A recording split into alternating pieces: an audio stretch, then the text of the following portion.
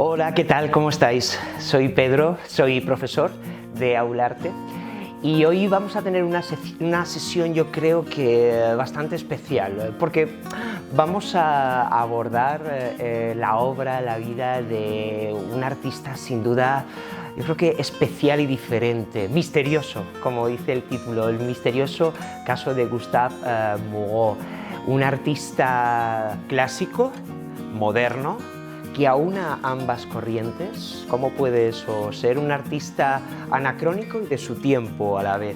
Un artista a veces atormentado, un artista que busca la belleza, un artista que trae la tradición, el mito, la mitología al óleo, con una modernidad, un adelantado sin duda a su tiempo para muchos, y una obra cargada de virtuosismo, una obra llena de mezcla de estilos, de mezcla de influencias y de mezcla de inspiraciones que hacen sin duda de su estilo simbolista un estilo único y diferente y muy personal en su tiempo. La segunda mitad del siglo XIX. Vamos a verlo, espero que lo disfrutéis. Gustave Moreau fue para muchos anacrónico, para otros adelantado a su tiempo. Como todos los artistas geniales, diferentes y especiales, va a ser denostado por algunos y amado, casi idolatrado, por otros.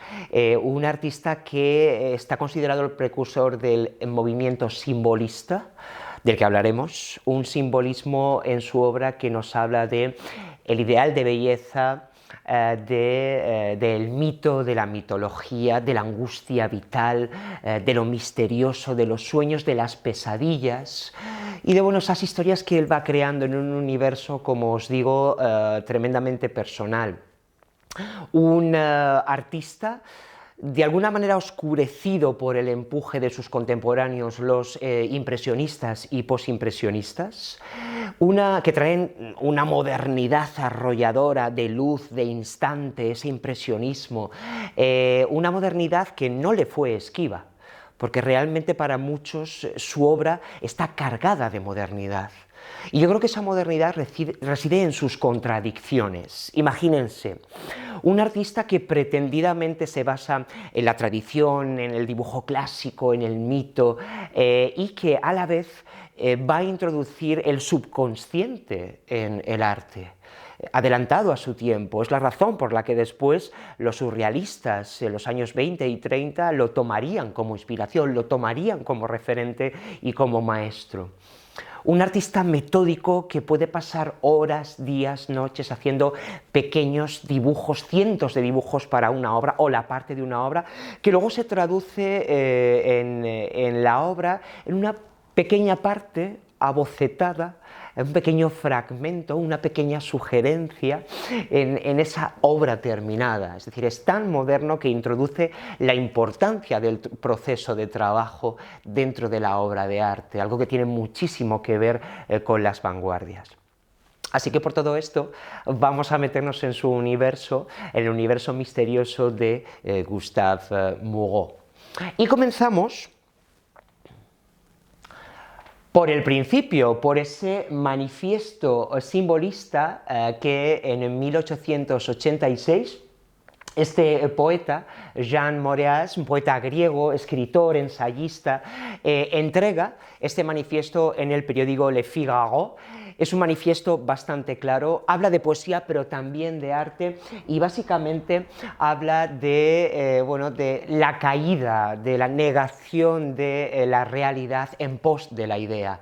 Es la idea la que va a llevar en literatura y en el arte realmente al conocimiento, a la verdad a través de las ideas. Un movimiento que va a tener bastantes adeptos, escritores, poetas y también pintores, pero un movimiento que tiene antecedentes bastante interesantes. Es un movimiento, como os digo, que rechaza ese empuje de la modernidad, ese empuje que sí que van a representar los impresionistas. De alguna manera le dan la espalda a esa nueva sociedad que en la que ellos no se reconocen. Pero, como os decía, hay algunos antecedentes en este movimiento simbolista que nos llevan a unas décadas anteriores al manifiesto de 1886. Bonita ilustración, ¿verdad?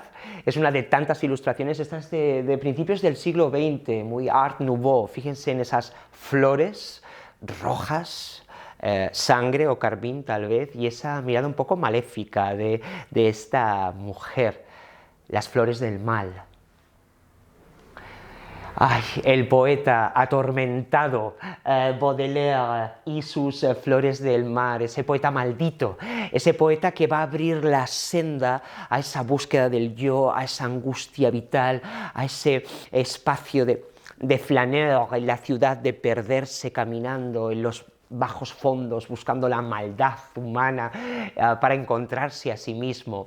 Fíjense en el poema que les he traído, que habla de la figura peligrosa de la mujer y otras cuyas gargantas lucen escapularios que un látigo ocultando sus largas ropas mezclan en las sombrías y solitarias noches la espuma del placer al llanto del suplicio, o vírgenes, o monstruos, o demonios.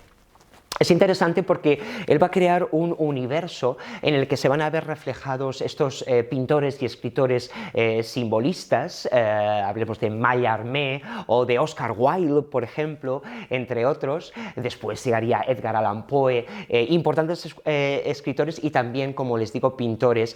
Esa búsqueda del yo, esa angustia vital, ese pesimismo que traduce este poeta a través de esta recopilación de poemas, Las flores del mal, que se publicó en 1857, pero tuvo que reeditarse en 1868 porque fue condenado y fue prohibido por atentar a la moral pública a través de estas adelantadas, modernas y polémicas imágenes, tanto de el amor, de la maldad y de esa mujer, la figura de la mujer.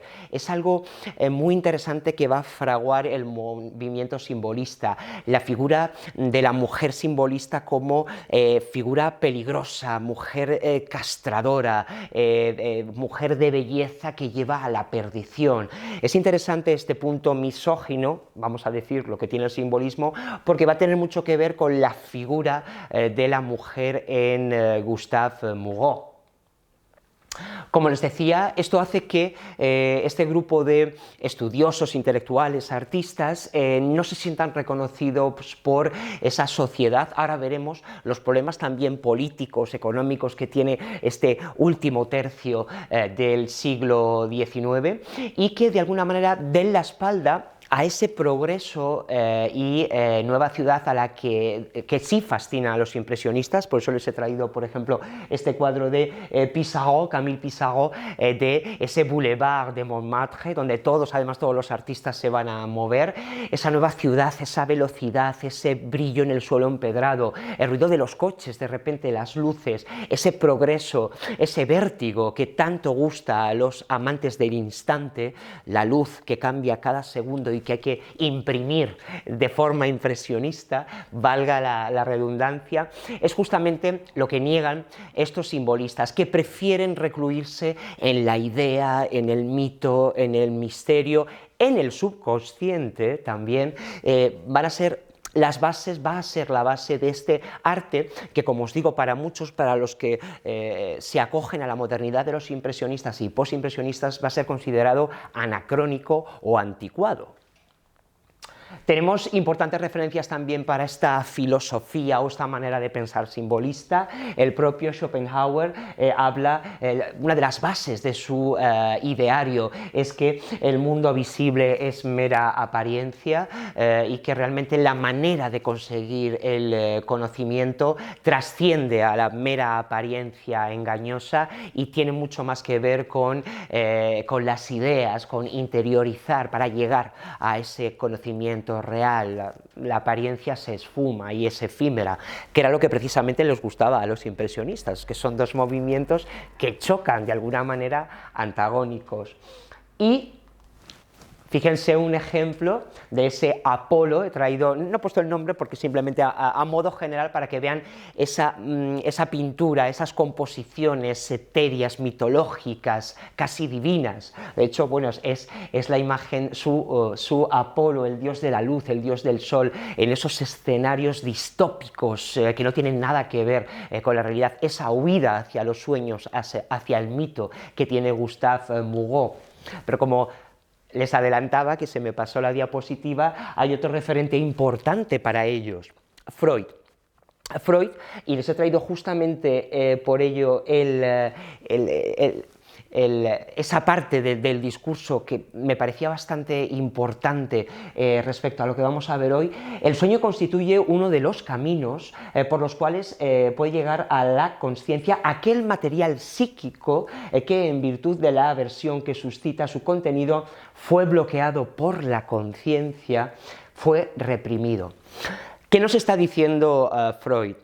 Que podemos sacar todo lo que tenemos escondido, lo prohibido, a través del subconsciente. Están poniendo en valor ese otro conocimiento que no se ve, que está dentro de nosotros, y de alguna manera el ejercicio de los simbolistas va a ser sacar hacia afuera esos contenidos, a veces soñados, muchas veces angustiosos, otras veces misteriosos, oscuros también, tormentosos y de pesadilla, que van a formar parte del imaginario de los simbolistas. Y si conocen algo de la teoría freudiana, sabrán también que es bastante misógina, que habla de la mujer castradora, esa envidia de pene, esa mujer peligrosa, y todos estos elementos que os presento en principio van a construir esa figura, esa femme fatale, la femme fatale, esa mujer monstruosa, esa mujer peligrosa, esa Eva culpable de todo el pecado original por morder la manzana,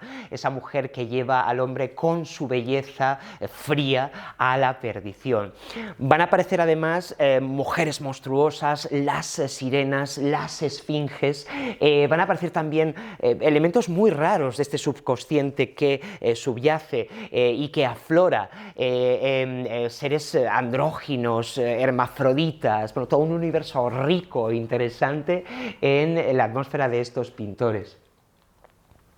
Aquí tienen una contraposición, precisamente porque les traía esa oposición entre el instante único, efímero y la realidad de un jardín, en el caso de este cuadro, el banco en el jardín de Manet, uno de los primeros impresionistas, frente a la luz tamizada y el ensoñamiento primitivo de Puy de Chavannes, otro de los grandes pintores simbolistas. De hecho, antes de empezar con Moreau en esta introducción que creo necesaria para meternos en su universo, les quería presentar a algunos de sus compañeros importantes simbolistas, como Puy de Chavannes. Puy de Chavannes es, digamos, el más clásico de todos, inspirado también como Moreau en la historia, la mitología, la literatura. Sus figuras son bastante atemporales, fíjense en esta esperanza, ese primitivismo de esas figuras, esa quietud, esa tranquilidad, esa paz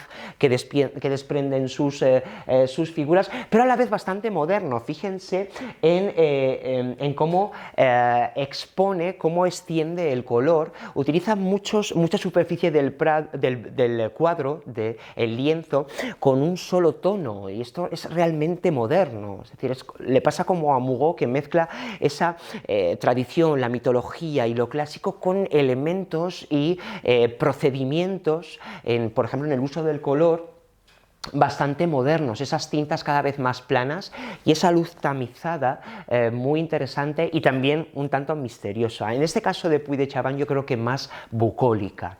Y luego está el señor Odilon Redon, ahí lo tienen.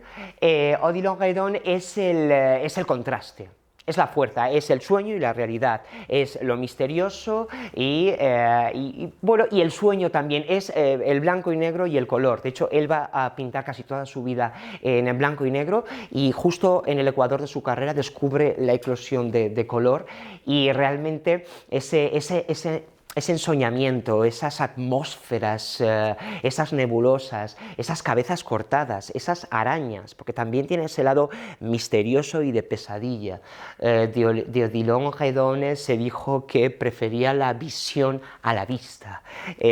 Para que se hagan una idea de cuál es la filosofía de estos artistas. Bien, compañeros de este movimiento, pero lo que aquí nos compete es descubrir la vida y obra de Gustave Moreau, en 1826-1898, parisino de pro. Gustave Moreau nace en una familia bastante acomodada, es un niño tímido, un niño débil, pero bueno, puede elegir, sus padres pueden elegir su educación. Justamente cuando termina la educación primaria después del bachillerato, hace muy pequeñito, muy jovencito, de adolescente, un primer viaje a Florencia y se le abre el arte clásico. Se vuelve loco, se fascina por lo que ve allí. De hecho, va a volver en varias ocasiones y será en 1841, en uno de esos viajes en que descubre esa luz de la Toscana, las grandes obras de los clásicos, las obras arquitectónicas, escultóricas y pictóricas de los renacentistas, cuando con solo 15 años en uno de esos viajes decide que su vida va a ser la pintura y decide ser pintor. El primer profesor que tiene va a ser el señor François-Édouard Picot, ahí lo tienen. No sé qué piensan, qué les parece. Aquí les he traído un ejemplo de este amor y la psique, un ejemplo el estilo académico de este primer profesor. Es un profesor, ya ven, con un estilo académico que viene del artista importante en este momento, Dominique Ingres. Ese dibujo clásico, ese dibujo académico, ese dibujo acurado y un uso bastante rico del color. Pero sobre todo, su gran mentor va a ser un pintor interesante. Ahí lo tienen, Théodore Chassaireau. Es un pintor que se va a convertir no solamente en su mentor, en su amigo. Aquí tienen un ejemplo, esta pintura orientalizante, exótica, que viene de sus viajes a Argel. Es un pintor que tiene una producción bastante importante en retrato, en pintura religiosa, en pintura pública, porque va a tener mucho éxito, pero sobre todo también en un uso muy rico del color en estas pinturas exóticas y orientalizantes que van a poner muy de moda pintores como Delacroix, mujeres de Argel. Y sobre todo es interesante su profesor, Chassaireau, porque él va a beber de estas dos influencias. A la vez, los profesores, los mentores, los formadores de Chassaireau van a ser los dos, Eugène Delacroix y Jean-Auguste Dominique Ingres. Por un lado, tenemos la formación académica del dibujo acurado, la línea, el clasicismo, el uso potente de la luz, las figuras rotundas de Ingres, y por otro lado el uso romántico y exótico de un color, de una bruma, de un ambiente diferente, ese ambiente exótico y esa intuición orientalizante también por otras culturas, más romántica de Delacroix. Eso mezclado es su profesor y su mentor, Théodore Chassaireau, que como os digo, va a tener mucho éxito y la prueba es que va a hacer frescos y pinturas en diferentes edificios importantes públicos de la ciudad de París. Todo un referente para Gustave Moreau. Bien, Gustave Moreau, ya de adolescente, en 1849 se traslada, sale de la casa familiar, se traslada a la calle Crochot, cerca del estudio de su profesor Chassaireau.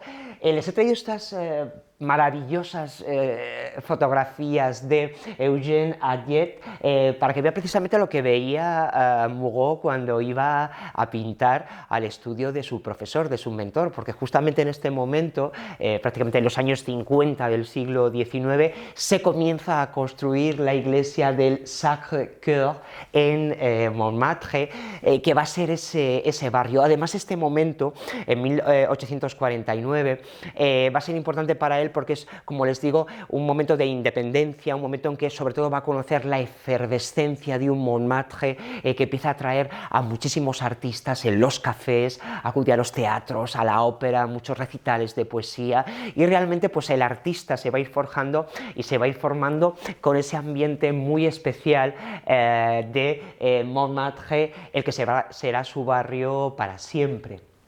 Es en este momento en el que él va a empezar a exponer en el Salón de París, pero antes les quiero presentar su primer autorretrato. Aquí lo tienen, y bueno, justamente me ven a mí y ven sus ojos, esos ojos misteriosos. Es un retrato misterioso. ¿Qué dice esa mirada? Nos lo preguntamos como nos vamos a preguntar después qué dicen las miradas misteriosas de Gustave Moreau. Es muy jovencito aquí, 1950, y este retrato nos dice muchas cosas, porque a la vez que tiene ese ambiente romántico, esa utilización más suelta del color de Delacroix, a través de su profesor Chassaireau, también tiene una bastante perfección, una buena utilización de la línea y del dibujo de Ingres y de los artistas, digamos, más académicos, de los que también va a beber a través de su maestro. Bien. Importante en 1952 por varias razones. Primero, porque sus padres le compran su casa, la que va a ser su casa, su cueva, laboratorio de ideas, su mansión, su vida, su refugio y finalmente su gran deseo, su museo. Les invito a que lo visiten porque es una maravilla, ahí se conservan parte de sus obras y todo su olor, toda su esencia. Es el número 14 de la famosa calle de Rochefoucauld, en el barrio de Montmartre, y digo que es un año muy importante porque es en este momento cuando él empieza a exponer en el Salón de París. A veces hablamos tranquilamente del Salón de París y nos olvidamos que desde 1750 aproximadamente hasta 1890 fue el gran evento europeo de arte, el Salón de París. Todos los artistas querían estar en ese salón, todos los artistas, y Moreau, desde muy jovencito, nada más empezar a pintar, comienza a exponer allí junto a grandes artistas como Delacroix y Ingres, por ejemplo, con lo cual, bueno, realmente su carrera, a pesar de que él va a empezar a utilizar el óleo bastante tarde, ya superando la veintena, no como otros de sus compañeros que desde adolescentes en la escuela utilizan el óleo, él es un gran dibujante, empieza tarde, pero aún así va a empezar buscando su mirada y organizando su estilo, porque vamos a ver la evolución, pero ya teniendo bastante éxito realmente en ese Salón de París. Bien, va a realizar ya en los años 50, en el 57, cuando está construyendo un poco su mirada, él va a hacer un viaje muy importante a Italia y más largo que los anteriores. Va a estar casi 2 años en Italia, va a visitar, va a tener largas estancias en Roma, en Venecia y en Florencia. Se va a dedicar a copiar las grandes obras de Miguel Ángel, Leonardo, Carracci, Rafael, y va a volver con la maleta llena de inspiración, llena de renacimiento, llena de esos artistas, y el resultado va a ser una de sus grandes primeras obras.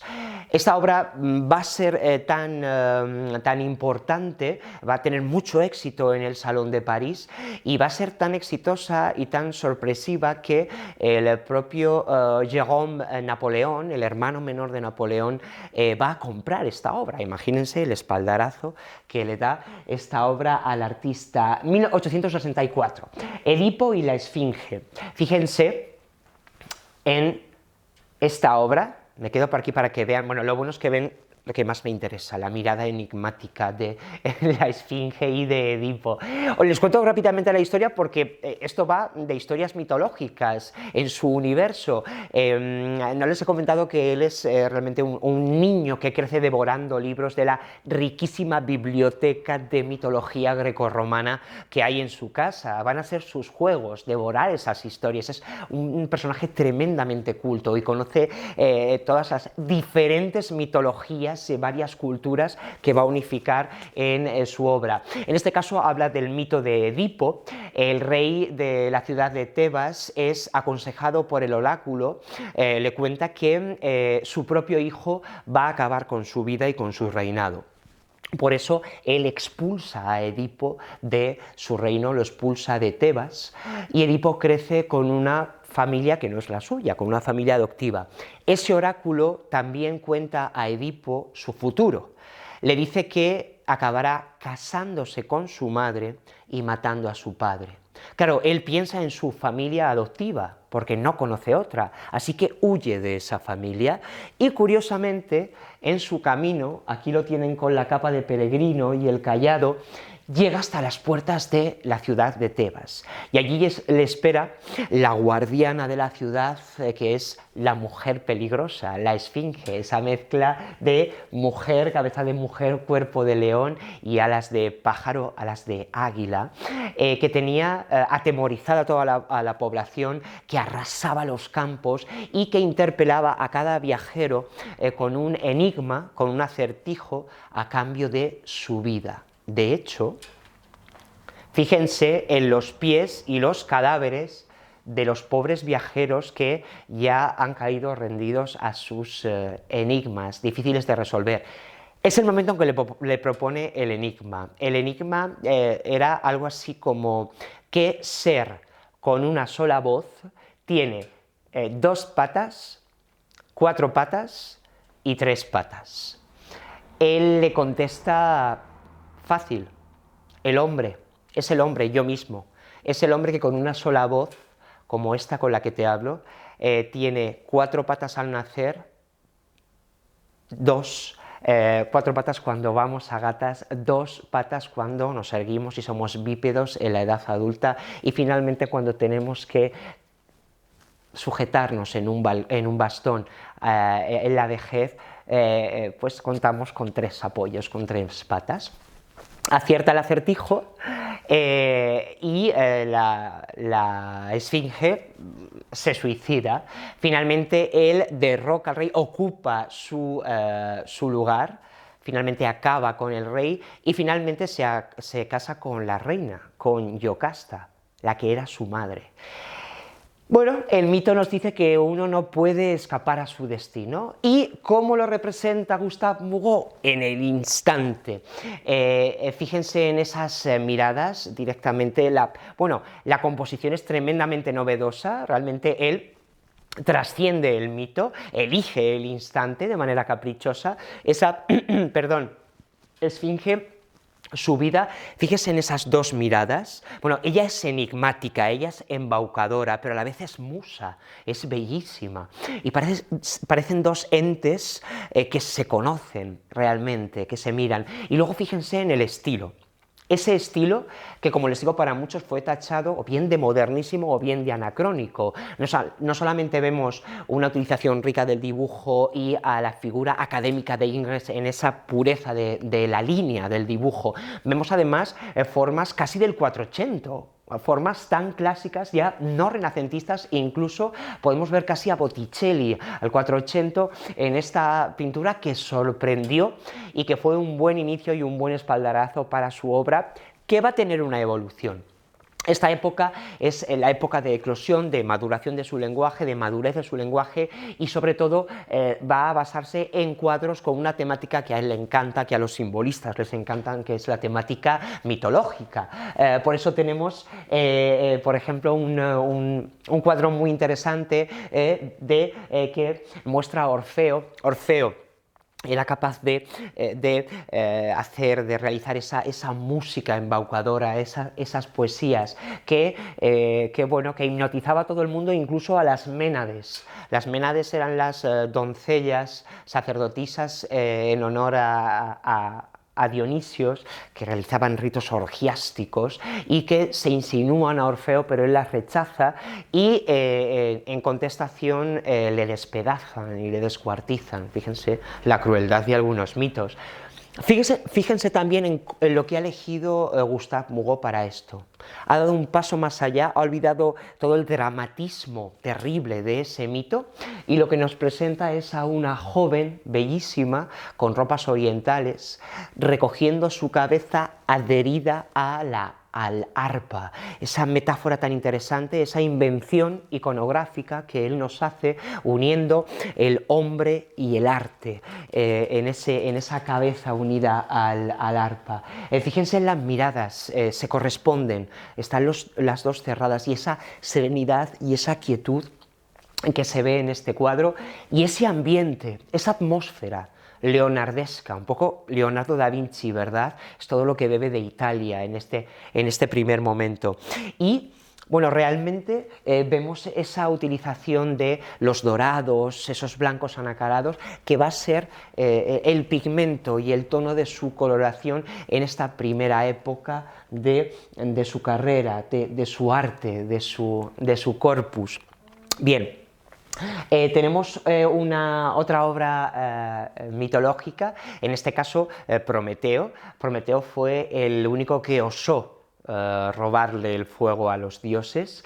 Vean la composición, tremendamente novedosa, vean los cambios iconográficos caprichosos, como es, por ejemplo, la introducción del buitre en vez del águila. No sé si conocen el mito de Prometeo, el castigo divino por el robo del preciado fuego fue que lo encadenaron los dioses a una montaña y fue condenado a que un águila le destrozara el hígado. Crueles son los mitos, ¿verdad? Le destrozara el hígado, se rehiciera después de su destrucción para volvérselo a comer continuamente, eternamente. Terrible castigo ese águila. Bien, pues él no solamente coloca el fuego a modo, ¿verdad?, un poco cristiano, pentecostés, sobre su cabeza, sino que además añade un buitre en vez de el águila. El cristianismo y las religiones son conceptos que caben dentro del universo mitológico de Gustave Moreau, que, como creo que ya van intuyendo, incluye diferentes influencias en un todo ecléctico y transversal, que es lo que hace de su obra realmente diferente. Pueden ver en este Prometeo también esa tonalidad dorada de los colores y esos ambientes, esas atmósferas bastante leonardescas de sus primeras obras. Bien, hay un momento de inflexión en su obra. Les hablaba antes de cómo los surrealistas niegan, no se reconocen en la realidad de su tiempo, no se reconocen en esos problemas políticos, sociales que acaecen a finales, segunda mitad del siglo XIX, y de hecho, una de estas revoluciones sociales e históricas que estudiamos como la Comuna de París va a significar un periodo terrible de crisis personal para él y va a influir en su obra, como ahora vamos a ver. La Comuna de París es un fenómeno interesante en la historia de la ciudad. Después de la guerra franco-prusiana, 2 años de guerra y de la derrota de las tropas francesas, hay una ocupación de París durante 4 meses de ocupación de esas tropas prusianas, la llegada al trono de Guillermo I de Alemania, la humillación francesa, el hambre, la miseria, la ciudad completamente cercada y la explosión que llegó entre marzo y mayo del 71. ¿Qué fue la Comuna de París, el pueblo estalló, el pueblo se revolucionó y tomó la ciudad en un ejercicio, en un periodo de autogestión que para muchos historiadores se parece bastante al comunismo.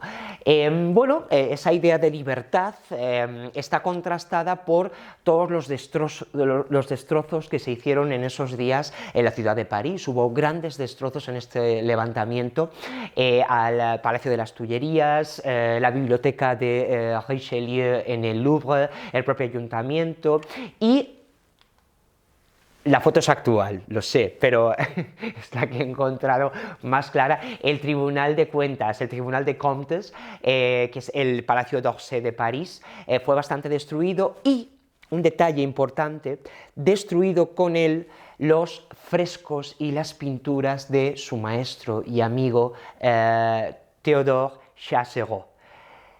Esto significó para él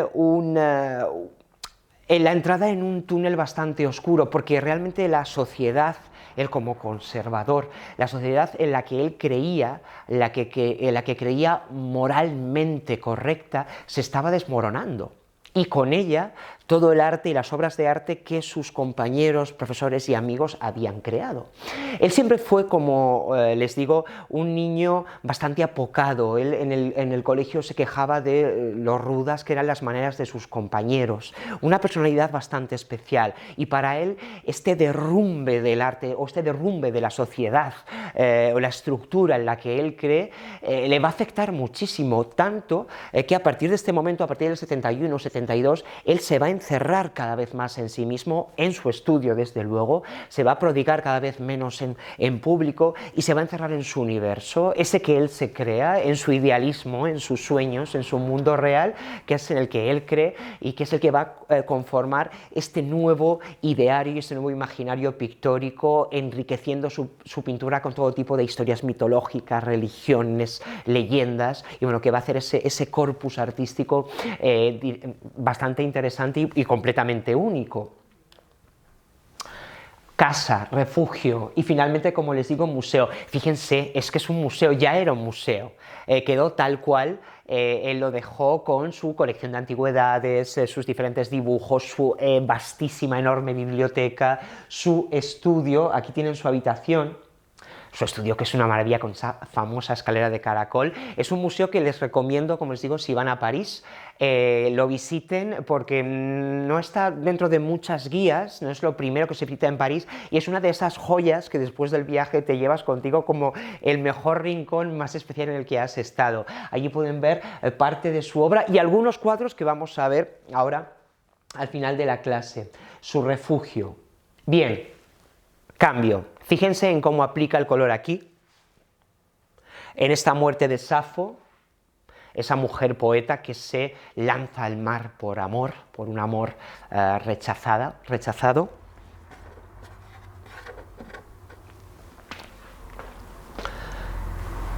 Bien, fíjense cómo cambia la aplicación del color, cómo aplica esas masas de color, cómo dibuja con esas masas de color. Fíjense bien en este cuadro, en esta otra atmósfera cada vez más onírica, más ensoñada, porque ahora vamos a hablar de cómo aplica las figuras y cómo aplica ese color. Bien, una de sus obras más interesantes, La aparición. Narra la historia de Salomé. Esa historia de Salomé en la aparición esa aparición de la cabeza de San Juan. Ella, baila ante Herodes, le pide su cabeza y lo que nos plantea Gustave Moureau es interesante, es misterioso como toda su obra.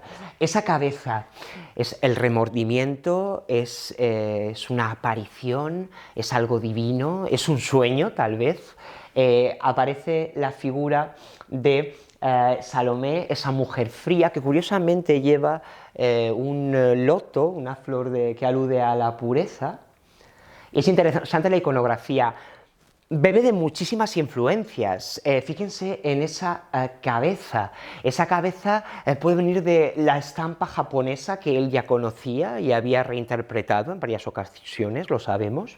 Puede venir de su fascinación por el arte clásico italiano, como este Perseo con Medusa de Giovanni Bellini en Florencia, tal vez. Bueno, vemos la mezcla interesante de influencias, pero sobre todo quería que se fijasen en este fondo que mezcla elementos tal vez de la Alhambra de Granada, bizantinos, fenicios tal vez, y cómo trabaja las superficies. Fíjense en ese rasgado, esas columnas, casi tatuaje, que anteriormente aquí lo veíamos con el color, fabrica las formas a través de esas manchas de color, y en otro momento lo que hace en la evolución de su obra, en esta obra que ya a partir sin duda del 72, de esa Comuna de París, ya podemos hablar de arte maduro, de su mirada hecha y su evolución. Fíjense cómo utiliza esta especie de rasgados, de incrustaciones para crear algo que se parece más que a un óleo, a un grabado. Interesante la mezcla de materiales y de procedimientos que va a tener su pintura. Y aquí tenemos ese capítulo, es Salomé bailando delante de Herodes, como les digo, la belleza peligrosa de esta bailarina hace que el rey le diga que puede pedirle lo que ella desee, y ante la negativa de San Juan Bautista le pide su cabeza, que hemos visto en esa aparición. De nuevo tenemos cosas muy interesantes como la flor de la pureza, la frialdad de una mujer que no deja de ser sensual, pero tampoco excesivamente, es más bien fría y elegante, esa belleza, como les digo, de la mujer simbolista. Fíjense, la he ampliado para que vean la riqueza de este vestido, que une elementos clásicos egipcios, persas tal vez, en esa riqueza del universo, y la iconografía de Gustave Moreau. Ven a Herodes, que no es un rey viejo, idealiza también esa figura, y eso sí hace el contraste entre la vejez de la sirvienta y la belleza de la danzante, en este caso de Salomé. Tenemos que volver a hablar de estos maravillosos, ricos y ensoñados escenarios. De nuevo podemos ir a la Alhambra o a arquitectura mudéjar o árabe, ¿verdad? Árabe. Y a Bizancio, a la mezcla de elementos fenicios en una arquitectura completamente soñada que, gracias a su rica y su vasto conocimiento de esas diferentes culturas, va a integrar en una atmósfera utilizando temas tanto cristianos. Este tema, por ejemplo, sale en los 4 evangelios del Nuevo Testamento. El baile de Salomé delante de Herodes está utilizando, bajo una iconografía cristiana, diferentes influencias mitológicas, arquitectónicas, en ese, como les digo, imaginario simbolista que va hacia lo ideal, es su belleza ideal, y no repara en abocetar cada parte del escenario para crear algo precioso. Básicamente su obra va hacia el preciosismo, y no repara en ningún medio para conseguirlo realmente. Interesantes sus pietás. Interesantes sus pietás, aquí les dejo que vean la cara de la Virgen y su hijo, porque fue uno de sus hándicaps. La utilización novedosa y poco tradicional de los temas que son tradicionales, que él completamente convierte en un híbrido interesante de influencias. Por ejemplo, sus pietás.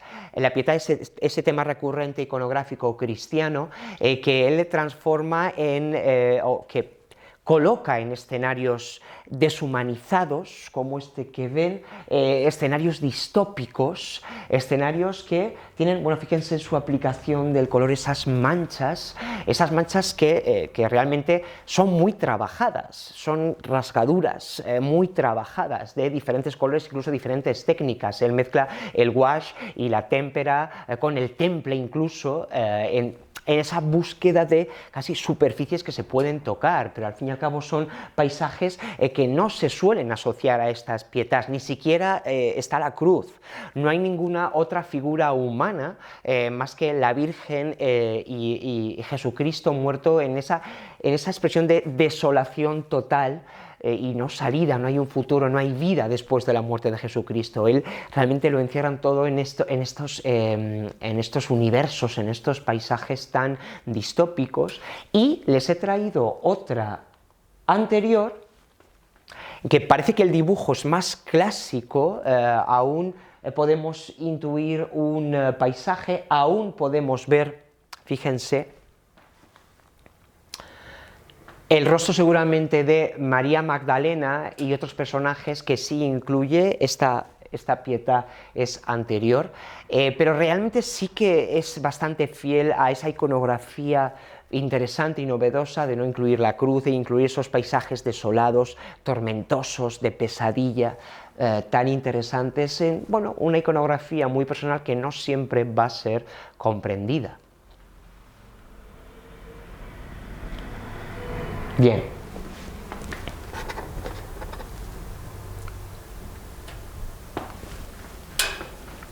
Bien, tenemos aquí una obra muy interesante, las voces. Las voces que nos habla de la inspiración, que nos habla de los poetas. Ahí tienen además las caras casi que se mimetizan, ¿verdad? Ahí tienen al poeta recibiendo la inspiración de parte de la musa. Fíjense en, suele utilizar esas capas de viajante, de pastor, suele recrearse en esas novelas como pastoriles que inspiran muchísimo también su obra, y tienen aquí una mezcla de estilos muy interesante. Fíjense de nuevo en las ropas orientalizantes, ¿verdad? Muy orientales, que suele utilizar. Acuérdense de su inspiración y la influencia que tiene de Chassaireau y a la vez de su maestro Delacroix, del maestro de Chassaireau. Van a ver una influencia orientalizante tanto en los ropajes como en toda la atmósfera. Fíjense también cómo utiliza, en este caso, la figura de tal vez el Partenón o un templo griego en esta atmósfera que él transforma en brumosa con ese ejercicio de rasgados y la aplicación tan especial del color. Un templo tal vez Partenón o templo griego que nos remite a la influencia que tiene la mitología en estos cuadros, y tal vez inspirado por ese templo, fíjense que tenemos aquí, inspirado por un cuadro de Ingres, que es la Apoteosis de Homero, que tienen aquí. Fíjense la diferencia entre la pintura, siendo una de sus influencias esta Apoteosis de Homero. Si se acuerdan de Edipo y la Esfinge, ese primer cuadro, entenderán que sí que tiene influencia, solo que después de una evolución vital del transcurso de su carrera, él va a derivar en un estilo muy personal, pero sin duda una de sus bases, de sus mentores más importantes, va a ser el dibujo académico y la fuerza de esa línea de Ingres como una de sus inspiraciones. Aquí tenemos, no sé si les he dicho, el poeta es Hesíodo y las musas, capaz de hipnotizar casi a sus ovejas, el pastor, por eso está representado como pastor. Repito, esos perfiles bastante clásicos, arcaicos podríamos decir, esos perfiles que, como les digo, nos llevan casi al 480, él es fiel a esa forma, pero ya ha cambiado completamente la atmósfera de su pintura. Bueno, este tema es muy interesante, me retiro para que lo vean.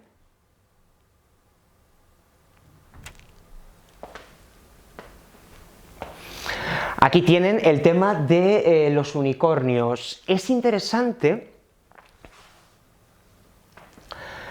porque el unicornio es, bueno, seguramente vería estos unicornios. Él le gustaba mucho de visitar el museo de Cluny, francés, y allí parece ser que le fascinaron unos tapices medievales con los motivos de el unicornio y la princesa.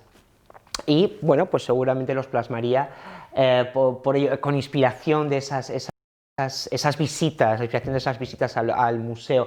Pero es interesante porque el unicornio es un elemento fantástico, muy del universo de los simbolistas. Hablaba de seres hermafroditas, sirenas, y el unicornio tiene un componente sexual en el imaginario, en la iconografía, bastante importante, seguramente por el carácter fálico de su cuerno. Lo curioso es que solo puede ser dominado por doncellas vírgenes. Y aquí, en esta composición, vuelven a ver esa frialdad, esa piel anacarada, esa femme fatale típica del universo de Gustave Moreau.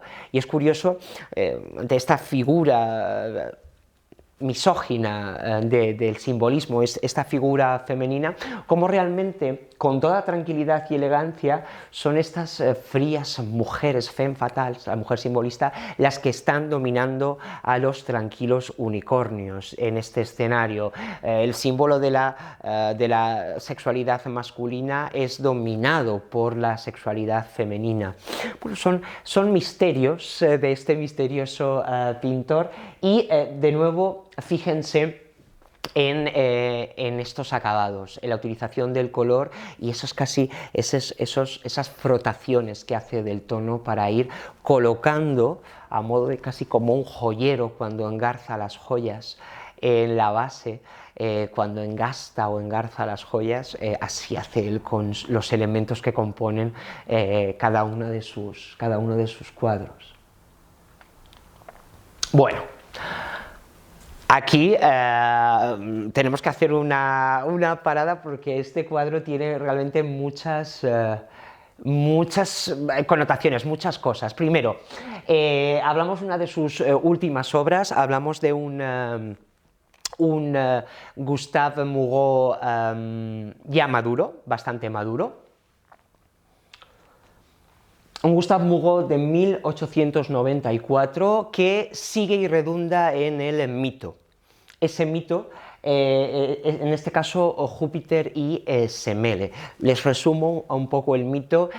Júpiter, cabeza y padre de dioses, casado con Juno, tiene diferentes aventuras, digamos que siendo infiel en varias ocasiones provoca la ira y los celos de Juno, y en este episodio habla de sus amoríos con Semele, la hija del rey de Tebas.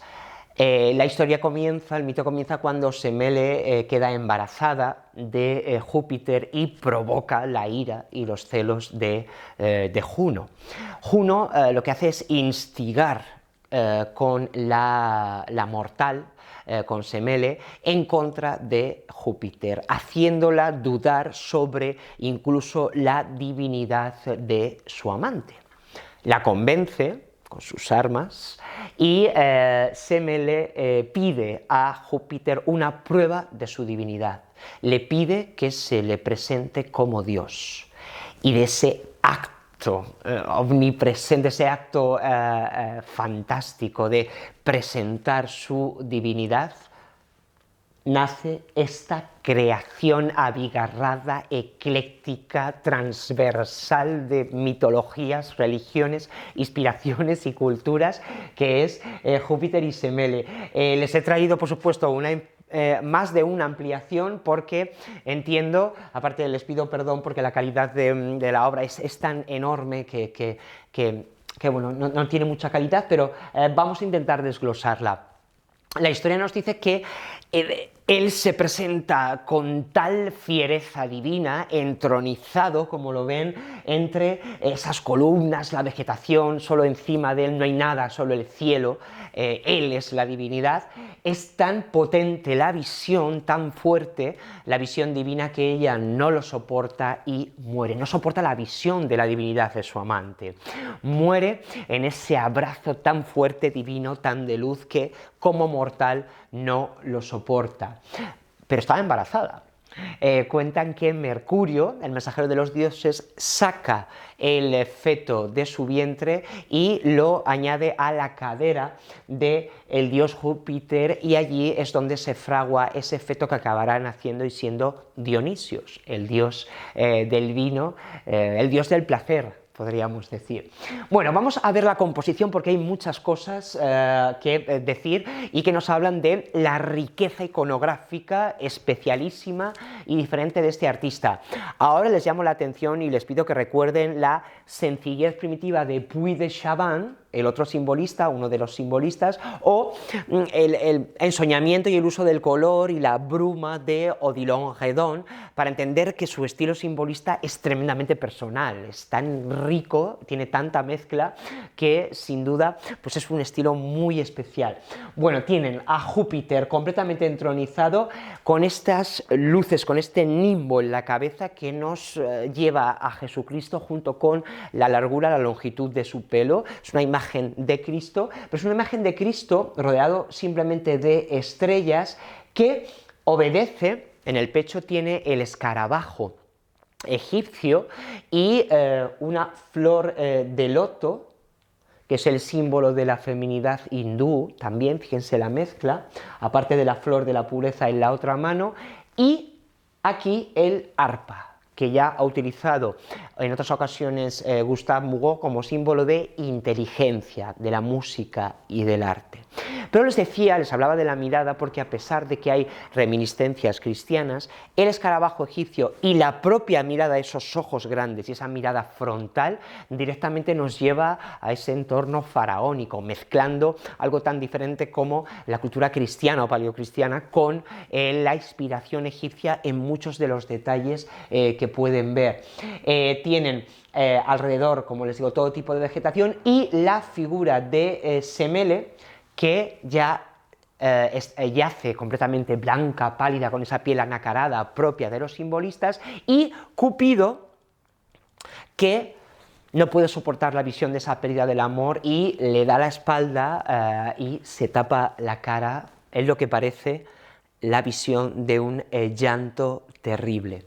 En todo el conjunto tienen a la muerte con sus alas negras, figuras aladas que están adorando al propio Dios, a Júpiter, y en la parte de abajo, además más cercana al espectador, tienen el mundo opuesto a la luz divina de Júpiter, el mundo de las sombras, el mundo de Hécate. Aquí la tienen, la diosa de la oscuridad o la reina de la luna, justo en la parte inferior, rodeada de personajes oscuros, de pesadilla, ensoñados. Es también parte de ese mundo de Gustave Moreau. Aquí la tienen coronada como reina de la noche, en contraposición de el mundo de las luces, el mundo de la luz de Júpiter. ¿Qué tenemos aquí finalmente? Pues tenemos una mezcla de estilos egipcio, cristiano, mitología greco-romana, todo tipo de inspiraciones, y luego tenemos sentimientos, acuérdense de Freud, hacer aflorar diferentes sentimientos. Hablamos de la muerte, hablamos del amor, hablamos del poder, hablamos de la divinidad, hablamos del reino de las sombras, de la oscuridad, todo junto para contar un mito. El mito de una infidelidad, de Júpiter con Semele, y de finalmente el nacimiento del dios Dionisios. es el universo creado por Moreau. Ahora están ustedes pensar si es anacrónico para su tiempo o realmente se adelanta a su tiempo a través de esta mezcla de técnicas, inspiraciones y el rehacer su propio mito desde la riqueza de su cultura y desde lo transversal y ecléctico de sus diferentes conocimientos y sus diferentes, atractivos para él en la mitología y en la historia del arte. El triunfo de Alejandro Magno. Este cuadro también tardío me da pie para explicarles cómo es su técnica. A mí me gusta hacer ese símil, hablar de él como si fuese un joyero, porque de alguna manera lo hace así. Él, al igual que les decía antes, al igual que el joyero incrusta o engasta la piedra en el oro o en la plata, él hace lo mismo con sus formas. Les decía también al principio, él puede estar días y días haciendo dibujos y dibujos, experimentando dibujos que luego se convierten en pequeñas sugerencias en forma de fragmento casi borroso. Bueno, es el intento de encontrar lo precioso, y de la misma manera que un joyero incrusta las formas en una base, él, a través de diferentes materiales como es el temple, el óleo, la acuarela, el gouache, la tinta, todo mezclado, intenta crear esas superficies que tienen además relieve, incluso como quien añade, como quien hace un tatuaje incluso. Acuérdense de las columnas en el baile de Salomé, esa especie de grabado de tatuaje que raya, frota, añade a la superficie pictórica del cuadro, como les digo, buscando crear algo precioso, simplemente precioso, buscando la forma más preciosa para hacer algo sin duda precioso. Y un buen ejemplo, además, que aúna muchas cosas, esa arquitectura soñada, esa arquitectura mítica, esa montaña, ese ambiente neblinoso y de sueño, esas diferentes referencias a iconos de varias religiones y las superficies frotadas, rasgadas, para crear esas rocas interesantes, ese dibujo de roca que realmente da la sensación, la superficie de la roca en sí.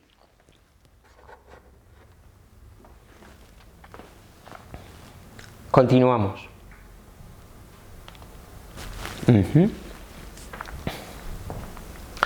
Bueno, esta es la historia, una historia bastante favorita de muchos simbolistas.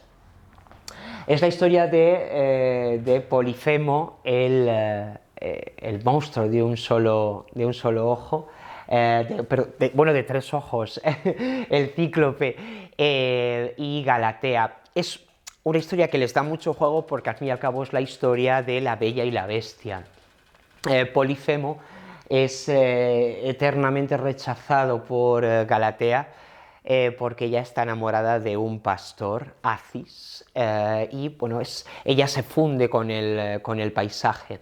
Al final la historia nos cuenta que por celos, de nuevo esos celos provocados por la figura maléfica de esa mujer simbolista, la figura de Galatea, el cíclope mata a Acis, al pastor, y por eso en esta escena se presenta con esa piel de carnero, después de haber matado al pastor. ¿Qué tenemos aquí? Tenemos un paisaje muy especial. Esta obra, junto con las voces, pueden encontrarla en el Museo Thyssen. Ambas obras están cerquita, más o menos cerquita de nosotros, en el Museo Thyssen. Sobre todo, me gustaría que pudieran admirarla por ver esa técnica que intento explicarles, esa técnica de rascado, de frotar, de incrustar, esa técnica de pintor joyero que yo les cuento.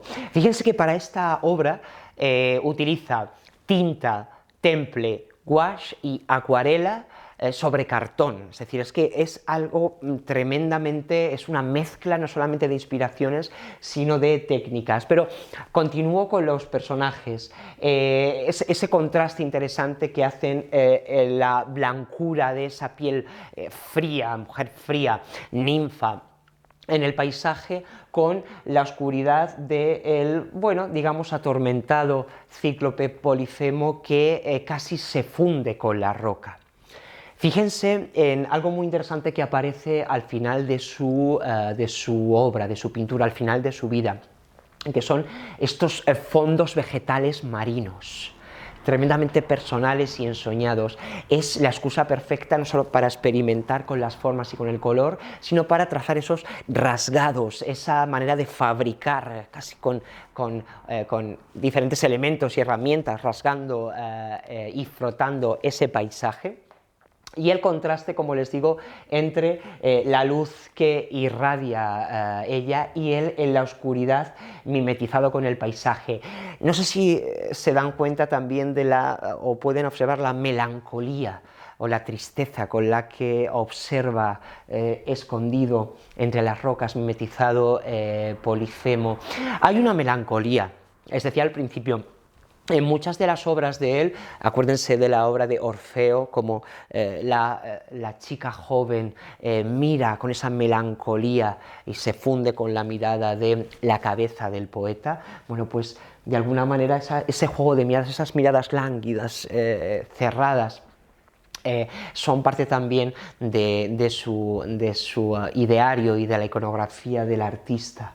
Aquí tienen un detalle para que vean esa técnica, cómo contrasta la piel del gigante con la blancura y esa cara un poco, no sé qué les parece, extasiada de mujer fatal que a través de Galatea vuelve a lanzarnos la figura femenina, simbolista, tan interesante y especial en este estilo, casi al final de su vida. Sin embargo, a pesar de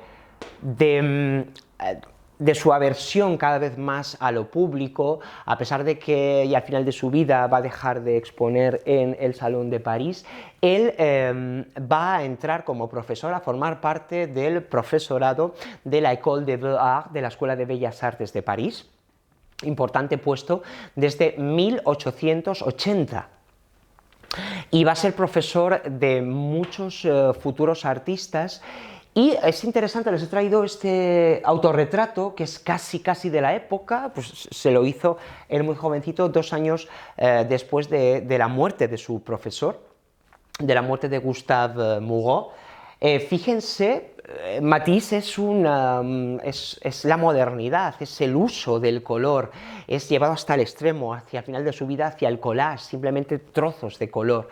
Fíjense en este autorretrato de este alumno, la utilización del color, esas manchas de color, cómo crea el espacio a través de las manchas del color, y decidan ustedes cómo le influyó el maestro. Sobre todo me parecía interesante también contarles su etapa como profesor, o los alumnos que luego fueron grandes vanguardistas como Matisse que él tuvo, porque influyó muchísimo en su obra y siendo catalogado de anacrónico o clásico, fraguó a grandes artistas de la modernidad, como por ejemplo Matisse, sobre todo en el amor al dibujo, en el amor en plantear esas formas a través de las manchas, de los golpes de color, lo cual es realmente interesante.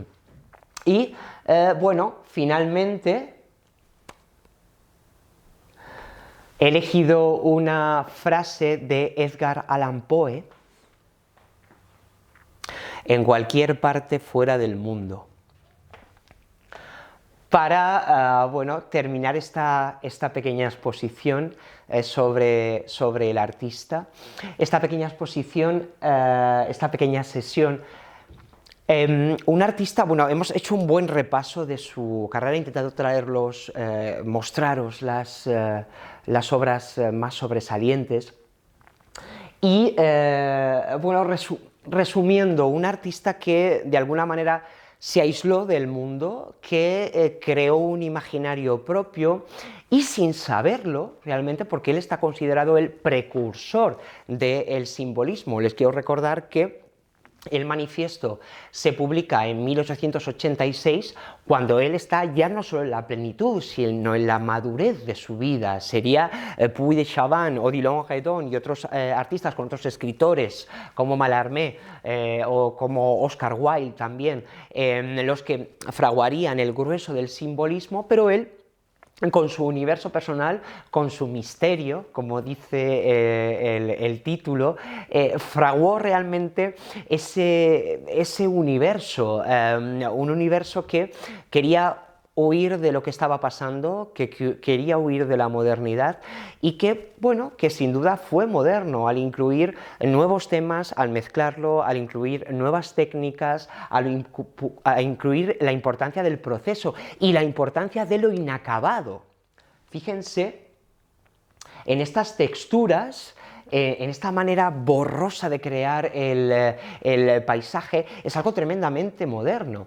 Por eso, como les digo, luego fue la inspiración, se revalorizó muchísimo su figura, eclipsada por los impresionistas, como les digo, después en los años 20 por los surrealistas, y pues realmente es uno de los grandes innovadores de una figura realmente auténtica, especial, diferente, misteriosa y sobre todo virtuosa. Espero que se hayan dejado contagiar por el sueño, el símbolo y el universo de Gustave Moreau. Espero haber hecho que, bueno, les surja el deseo de saber más sobre él. Y bueno, pues decirles que les esperamos desde Aularte, aquí intentando compartir y difundir el arte de pues, diferentes personajes y a través de diferentes épocas. Les quiero agradecer como profesor que me hayan dado la oportunidad de compartir mi pasión sobre este artista que considero uno de los especiales y esenciales en todas las vanguardias que llegaron después, y espero que lo hayan disfrutado. Les mando un abrazo desde Aularte y les espero aquí. Un beso.